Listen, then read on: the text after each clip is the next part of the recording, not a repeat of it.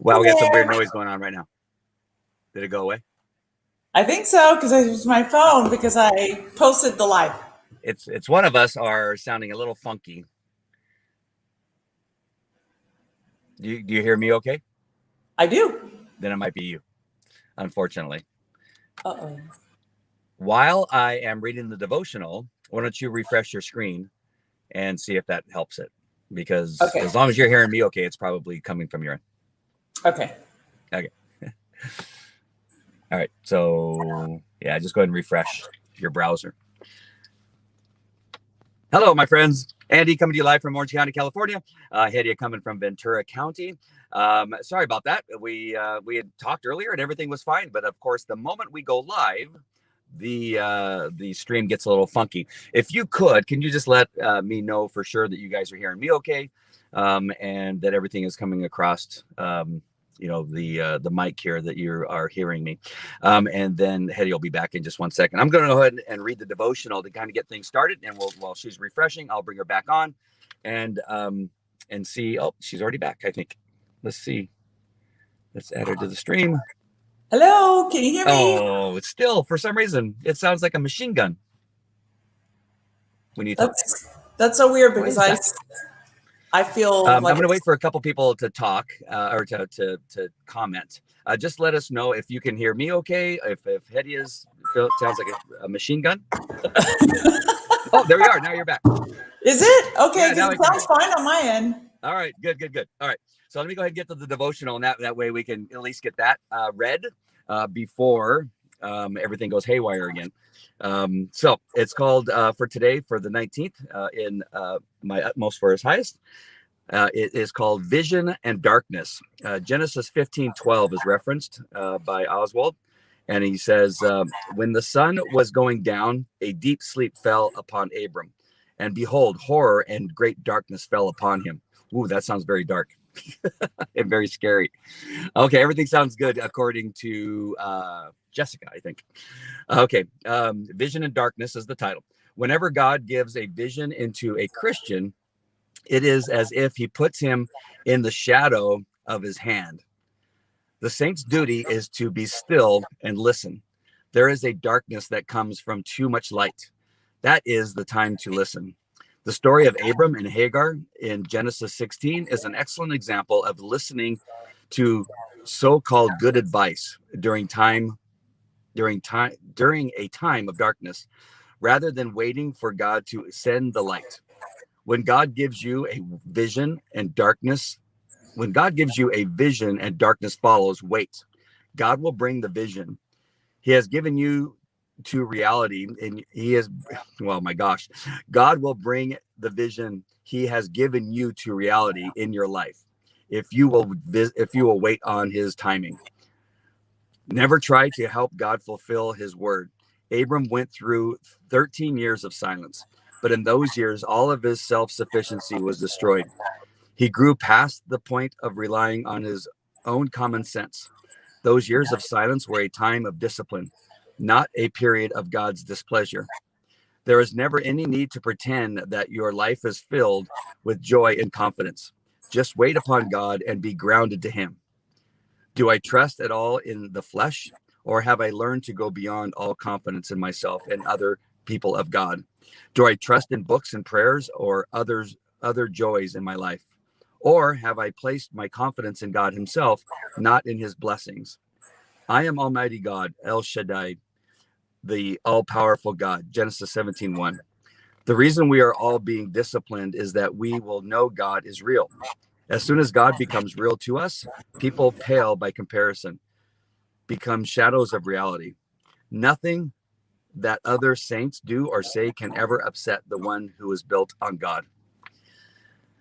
Wow. The thing is, and I'm just going to visit this one thing really quick, is that this will be the fourth time I've read this, and I always get distracted by myself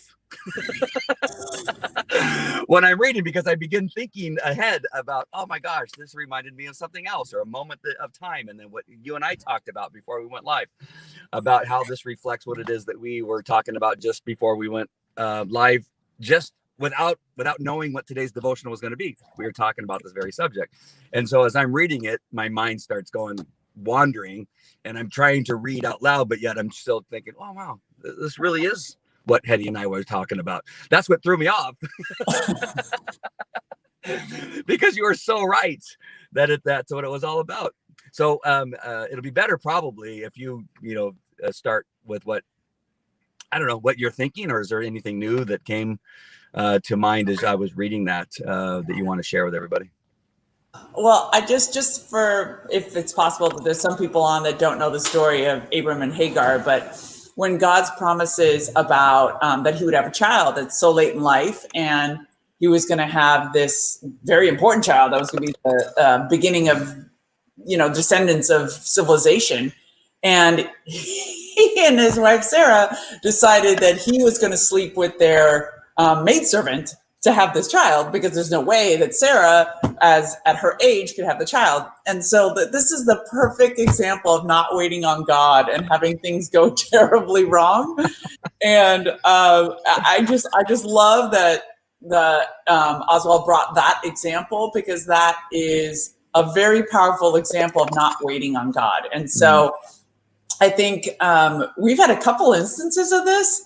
So in terms of our relationship, there's people, all kinds of people speaking into us, family, friends, Christian believers, pastors. Okay, you should wait. You shouldn't wait. You should do this. You should do that. And it's just, for me, I rely very heavily on prayer and hearing from God. And for 2 weeks, he was silent, and I couldn't move until I heard from him, because my mentors taught me early on, if you hear nothing, if you have a vision from God and you hear nothing, don't move. Once he told me to move, I had the utmost confidence. Regardless of what others were speaking into us, I knew for certainty what he wanted me to do. So I can't stress enough how important it is, once you get a vision, to be sure that you know what God's timing is for that vision. Mm-hmm. And when there's no wisdom and it's dark and you can't see the way forward, it's important to wait, because he'll make it clear. Yeah. And we did have that discussion this morning, because we were saying, we have these, I have these different shows going on. You come on sometimes as my co-host, more often than not on the devotional, not as much on the Andy Falco show, because I get a little controversial and get a little bit heated. And so I'm still trying to find my balance of how much heat I need to bring and how much grace I need to bring, and trying to find that balance in the Andy Falco show, which is completely different than the devotional show. And the notice that we're getting on, like NBC News here in Los Angeles and other platforms, where is that going to take us? And we were having this discussion, like, where are we going with this? I don't know. I think now, after listening to you in my past, I would have been the guy that this is definitely geared towards. That I would have said, I'm so powerful and good on this thing, we're going to go this direction. And it would have been possibly totally wrong, and most likely totally wrong. Where now here I am speaking to you. This is kind of what threw me off when I was reading it, because I go, how funny is this, that I am now the one saying, you know what, let's just wait and see what God says. I love that. Because that is not my flesh, or it was not my flesh.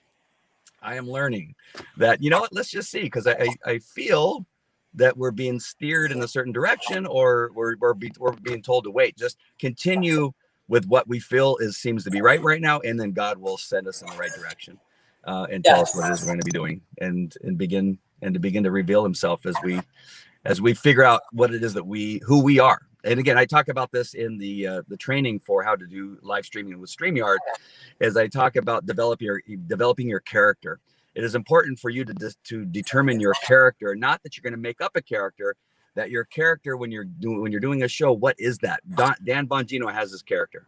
Mark Levine has his character. You got Tucker Carlson. I know I'm going with all conservatives. Those are all only ones I know. Oh, let's go with Chris Cuomo. Chris Cuomo has his character. Everybody knows what they expect, but that's why they tune in, because they know what they're going to get. And that is where I seem to be right now, trying to figure out what the best character that I could use to get a message across. where people are going to listen, because you can be one character and nobody listens, right? You still have the same message, you still have the same heart, you still have the same thing you want to tell people, but if your character is flawed, nobody's going to listen. So there is this figuring out of the character that's going to gain the most listeners that you can influence for God's will and for what it is that we think God wants to hear from us. So anyway, that was a long explanation. I'm sorry, but that's part of the development process, is waiting and practicing and getting in the Word and listening and learning. I'm learning tons. I've learned through you to listen and wait. And here I was, the guy saying, "Hey, let's wait and see what God has to say." So I thought that was pretty funny. That's really what threw me off, because I started laughing at myself as I was reading. Well, I think and it's very similar to what you describe in terms of a professional creation of a character. And in our instance, it's waiting on God to form the character as well. So what is God's calling? Because we have a very clear vision that we're going to be doing this together, but it's allowing the nature of God, which we heard in the other devotionals for the past couple of days, to manifest through us. And that's why I sent Andy a scripture last night saying that I felt like God was like, another clue was to walk in truth and to support other believers and when you walk in truth, others will follow that adhere to the truth and are likening the truth, and that you find God's love in standing for truth. So I think we're going to pick up clues from God along the way. And as you say, we're learning. And as he kind of fortifies us internally with the Holy Spirit and with his voice, that will come through in the way he wants it to. Yeah. I just hope it's not 13 years like he made Abram wait. I don't think we have 13 years. No, that'd be so not cool. But God, who am I to tell you what to do? You may have the same, because the other thing I started laughing at as you were talking, and you were talking about the story of Abram and him, having children at such an old age. And then I started thinking, I go, here you and I are with kids that are in elementary school and junior high. But I really, what's so interesting is that I could be completely wrong, but there's many parents that I see at the school at events and that kind of stuff, at least back when we used to be able to get together, that some of them in their 30s and 40s are so old. Like, life has worn them down. Yeah, like the kids have just totally took a toll. Like, and I come in with energy and joy half the time. I told you, I was telling you, but I was saying that I was vice president of the PTA for a period of time and trying to be involved. And I run across dads like, oh, this is just, they're so, they're just like worn out. And I go, it's just so much better for me. It's better being an older parent, 58 years old. And I got a kid that's 7 years old, 10 years old, 12, 14, and then 26. And I'm proudly saying that because I'm so much a better parent at this age than I was when I was in my 30s and 40s. Well, it's same with our Christian walk. We were talking about that yesterday. Like, I'm so happy I'm a new Christian at this age. Because I talk to older Christians, like people that have been walking with Christ a long time, and oh my God, they meander on and off the road, and they're just they're bored and they're tired of it. And I'm like, oh my God, I'm so glad that this is all like beautiful and new and exciting for me, because I have less years to mess it up. As far as I'm concerned. So it's never too late, folks. It's never too late to follow Christ. And well, based on what you just said and what I was talking about, what I want to definitely say is that it's, in more cases than not, it's a choice, right? We can choose to find the joy in the things that we're doing, and the joy of being with our kids, the joy in being at church, and the process of reintroducing ourselves to Jesus Christ, and just starting fresh and saying, show me something new. There's going to be something new out there in regard to your faith and your walk and your the people you surround yourself with. So you can have the choice of just being, it's just mundane, it's boring, and I hate my life. I really believe that much of that is a choice. So reinventing yourself and getting excited again and watching what we're doing maybe and being a part of what we're doing. I don't know. But choose the other thing. Choose happiness and joy. Choose joy. and the 4 F's. or Yeah. choose the 4Fs, because that's where you and I are going, because we've chosen that path. And we have some great kids that deserve us and need us. We can't abandon them, especially as things are happening today. Last thoughts on that. I see people names I don't recognize. Well, at least one name. Yeah, Yamilet. Yamilet is a friend of mine. So, hi, Yamilet. Nice to see you here. So what do you think about that in regard to having the choice of being angry and sad and upset all the time, as opposed to being energized and having fun? I think it's a common theme for us that we choose joy, and it's in the simple things. Not that, everything is this amazingly easy life, but we're just choosing the joy. And even, I mean, being an older parent, I think I'm so much happier I'm an older parent, because I was a hot mess in my 20s. So I'm glad I wasn't a parent then. So we're just gonna have a blast. We're gonna really, really enjoy these teenagers of ours. Yeah, my daughter was over with her girlfriends last night. They were cooking these they cooked a shrimp jalapeno, not jalapeno, a shrimp fajitas dish. And then we had, as an appetizer, we had raw jalapenos stuffed with taki and cream cheese. It was spectacularly good. And we had so much fun just laughing about stuff. They were making vision boards. All of them, they came over to make vision boards, and just watching them, and then that they wanted to come to my house to do that. I could get sobby just thinking about it, that they came over to my house to make vision boards and cook and have fun and cook a meal. I'm just so happy that I have that relationship with my 26-year-old, and I'm praying that we'll continue to have that kind of relationship with our children now and as they grow older. And so, but it's going to be because we made the choice of being happy. If we're cranky old bastards, why would they want to be around us? True. Why would they want to continue hanging out with us? And so we want to be that fun house, not because it angries anybody else. That's not my purpose. I want to be the happy house because I want them to live in a happy house. And I think it's important. Did I already say Jessica agrees with us? Yeah, I think I said that. Jessica agrees about being an older parent and has more joy as an older parent. I'm so sorry. The font is small. That's why it's hard to read. Anything else? That's all good stuff. That's all good stuff. Wait on the Lord. He gives you a vision, and I mentioned the other day that he told me I would marry again and it would fulfill a childhood dream of mine, but it took 3 years. So I kept thinking, wait, is this the person? No, God was silent. God was silent. But when it was the right person, when it was you, he was not silent. He made it very clear that it was you. So it's really important to wait on the Lord. I got to say, there's a small part of me that kind of wants to see the hot mess 20-year-old Edia. I wonder what that was like.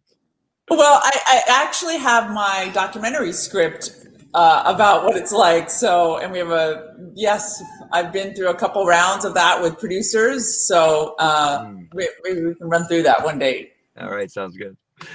All right, my friends, we love you very much. Thanks for watching. If you happen to miss my show last night, I think it's an important one for those of us that are parents about what's happening, especially here in Orange County. If you don't live in Orange County, it's important, I think, for you to understand that what your role is in paying attention to what's happening in your school district, what's happening in the local government around you with city council members, that kind of stuff.